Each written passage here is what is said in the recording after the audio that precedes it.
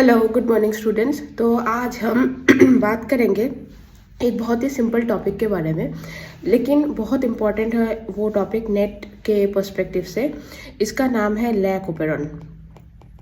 Lac operon जानने से पहले हमें ये पहले जानना है कि व्हाट इज़ ओपेरॉन।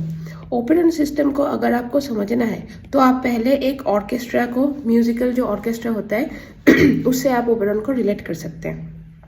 ऑर्केस्ट्रा में क्या होता है, बहुत सारे ग्रुप ऑफ म्यूजिशियंस रहते हैं।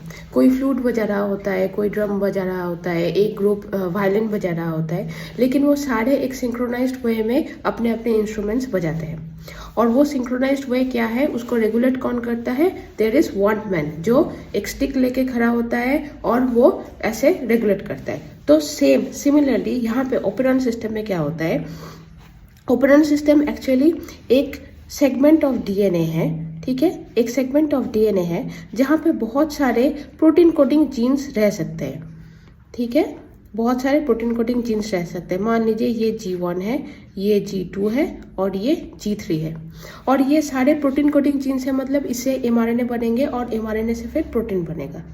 तो इसके लिए एक प्रोमोटर और ऑपरेटर का होना ज़रूरी है, क्योंकि हमने, अगर आप लोगों ने ट्रांसक्रिप्शन ट्रांसलेशन पढ़ा है, ट्रांसक्रिप्शन स्पेसिफिकली पढ़ा है, ट्रांसलेशन भी, तो आपको पता है कि एक प्रोमोटर रीजन होता है, एक ऑपरेटर रीजन होता है आरएनए बनाने के लिए। During the process of transcription we need one promoter and operator. तो यहाँ पे बहुत सारे जीन्स है, बहुत सारे जीन्स है, और उन जीन्स के पहले एक प्रोमोटर है और एक ऑपरेटर है। ये प्रोमोटर और ये ऑपरेटर सारे मीन्स G1, G2 और G3 सभी के ट्रांसक्रिप्शन को रेगुलेट कर रहा है। तो इसीलिए इसे कहा जाता है ओपेरॉन सिस्टम, ठीक है। अब लैक ओपेरॉन का मतलब क्या है? लैक ओपेरॉन का मतलब है कि ये जो स्पेसिफिक ओपेरॉन है वो लैक्टोज को कैटाबोलाइज करेगा, लैक्टोज को कैटाबोलाइज करेगा, मतलब लैक्टोज को डिग्रेड करेगा। अगर हम लैक्टोज के बारे में थोड़ा सा देखें तो लैक्टोज है एक डाइसैकेराइड, ठीक है। लैक्टोज एक डाइसैकेराइड है। डाइसैकेराइड का मतलब दो मोनोसैकेराइड्स मिलके एक डाइसैकेराइड बना है। तो लैक्टोज किससे बना है, पहले हम इसका थोड़ा स्ट्रक्चर देख लेते हैं। बहुत सिंपल स्ट्रक्चर है ये। तो नॉर्मल एक शुगर मोइटी हम बना लेते हैं, ठीक है। ये एक हो गया। ये इस वाले कार्बन पे अभी हम कुछ नहीं डालते, बस एक लाइन बना के रखते हैं, और इसी के नीचे दूसरा एक शुगर मोइटी बना देते हैं इसके ऊपर OH, ठीक है। अब ये जो कार्बन है और ये जो कार्बन है, इसको मैंने थोड़ा सा इस साइड बनाने से अच्छा होगा। चलिए इसको यहाँ पे बना देते हैं और इसको यहाँ पे बना देते हैं, ठीक है। क्या हो गया, ठीक है। यहाँ पे बनाते हैं ये, और इसके नीचे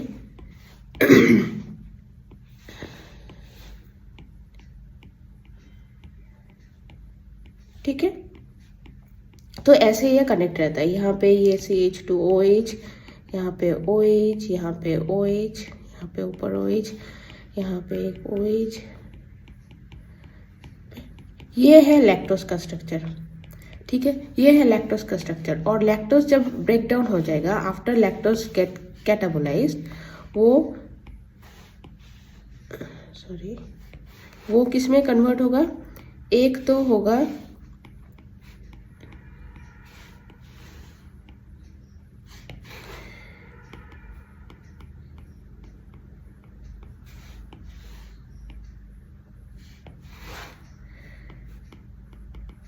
एक ग्लूकोज बनेगा और एक गैलेक्टोज बनेगा, ठीक है। एक ग्लूकोज और एक गैलेक्टोज बनेगा। अभी यहाँ पे हम दिखा रहे हैं कि ग्लूकोज और गैलेक्टोज में डिफरेंस क्या है। ग्लूकोज और गैलेक्टोज दोनों ही मोनोसैकेराइड्स है।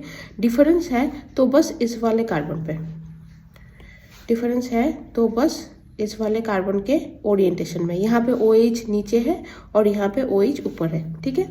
तो ये है ये है गैलेक्टोज और ये है ग्लूकोज, ठीक है।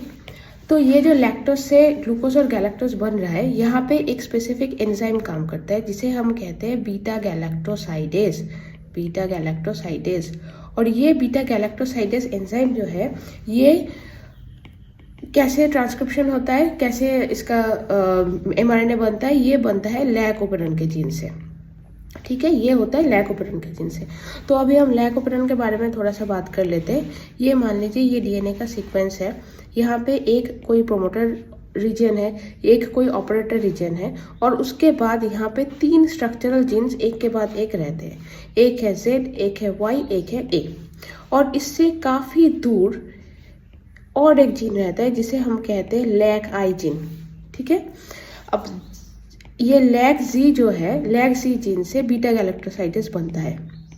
इससे बीटा गैलेक्टोसाइडेज mRNA बनता है। ये जो Y है, इससे बनता है पारमीज। पारमीज का काम क्या है? पारमीज मतलब वो लैक्टोज को सेल के अंदर परमिट करता है। और जब लैक्टोज सेल के अंदर परमिट होते हैं, तब कुछ टॉक्सिक मॉलिक्यूल, टॉक्सिन अंदर चले जाते हैं। इसे कहा जाता है थायोगैलेक्टोसाइड। ठीक है, और वो उसे कहा जाता है थायोगैलेक्टोसाइड। ये थायोगैलेक्टोसाइड होता है टॉक्सिक टू सेल। ठीक है, उसके ऊपर अगर एक एसिटाइल ग्रुप ट्रांसफर हो जाए तो ये टॉक्सिक ग्रुप नॉन टॉक्सिक बन जाता है। ये टॉक्सिक से फिर नॉन टॉक्सिक बन जाता है। ठीक है, तो ये काम करता है ये ए वाला जीन, इसे कहा जाता है थायोगैलेक्टोसाइडेज, या फिर एसिटाइलेज भी इसे कभी बोला जाता है। थायोगैलेक्टोसाइड एसिटाइलेज हम बोल सकते हैं।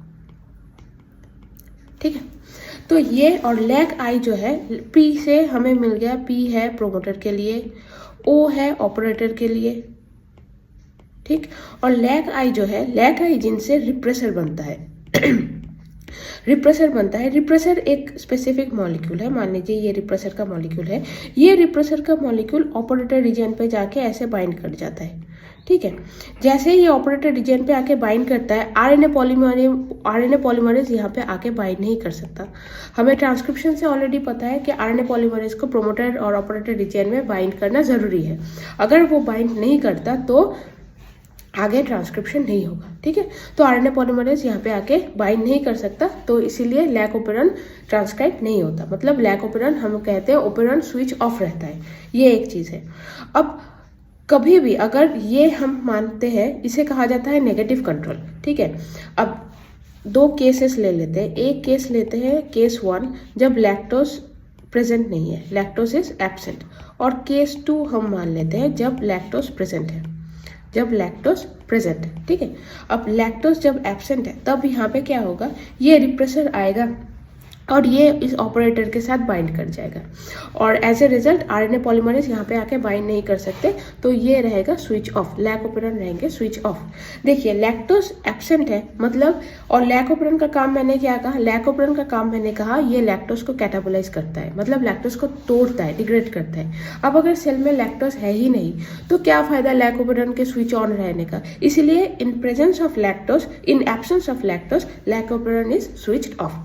बट क्या होता है, जब लैक्टोज प्रेजेंट है तब तो जरूरी है कि लैक्टोज को कैटाबोलाइज किया जाए। तो जब लैक्टोज प्रेजेंट है, तो लैक्टोज जब सेल के अंदर जाता है, कैसे सेल के अंदर जाता है, इस परमिएज के वजह से। ठीक है, ये परमिएज के वजह से सेल के अंदर लैक्टोज जाता है। और जैसे ही सेल के अंदर लैक्टोज जाता है, लैक्टोज कन्वर्ट होता है, लैक्टोज सेल के अंदर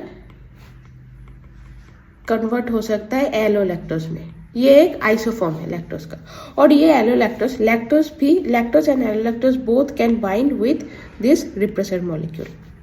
जैसे ही ये रिप्रेसर के साथ बाइंड हो जाता है लैक्टोज, यहाँ पे हम लिख सकते हैं ये लैक्टोज भी हो सकता है, एलोलैक्टोज भी हो सकता है। ठीक है, ये डिपेंड करेगा आपके CSIR में क्या ऑप्शन दिया गया है उसके ऊपर। लैक्टोज भी हो सकता है, एलोलैक्टोज भी हो सकता है। और अगर ये लैक्टोज एलोलैक्टोज रिप्रेसर के साथ बाइंड हो गया, अब रिप्रेसर यहाँ पे ऑपरेटर के पास जाके बाइंड नहीं हो सकता, ये बाइंडिंग नहीं होगा। तो जैसे ये बाइंडिंग नहीं होगा, आरएनए पॉलीमरेज के लिए अभी काफ़ी जगह होगी। ये अगर बाइंड नहीं हो रहा है यहाँ पे, हाँ, ये अभी बाइंड नहीं हो रहा है और इसके वजह से अब RNA polymerase can come and bind in this side. अब आरएनए पॉलीमरेज यहाँ पे आके आराम से बाइंड हो सकता है और वो क्या कर सकता है, ट्रांसक्रिप्शन को स्टार्ट कर सकता है। तो जैसे ही ट्रांसक्रिप्शन स्टार्ट होगा, लैग जी, वाई, ए सबके mRNAs बन जाएंगे और उस mRNA से फिर अल्टीमेटली वो स्पेसिफिक एंजाइम्स जी से गैलेक्टोसाइडेज, वाई से परमेज और ए से थायोगैलेक्टोसाइड एसिटाइलेज बन जाएंगे। तो तब हम कहेंगे कि लैक्टोज लैकोपेरॉन जो है दैट इज स्विच ऑन। ठीक है, इसे कहा जाता है नेगेटिव रेगुलेशन। इसे कहा जाता है negative regulation of lac operon. Negative regulation of lac operon. और एक रेगुलेशन है जिसे कहा जाता है पॉजिटिव रेगुलेशन, जो डिपेंड करता है ग्लूकोज के प्रेजेंट और एब्सेंस में। उसके बारे में हम नेक्स्ट वीडियो में बात करेंगे। बाय।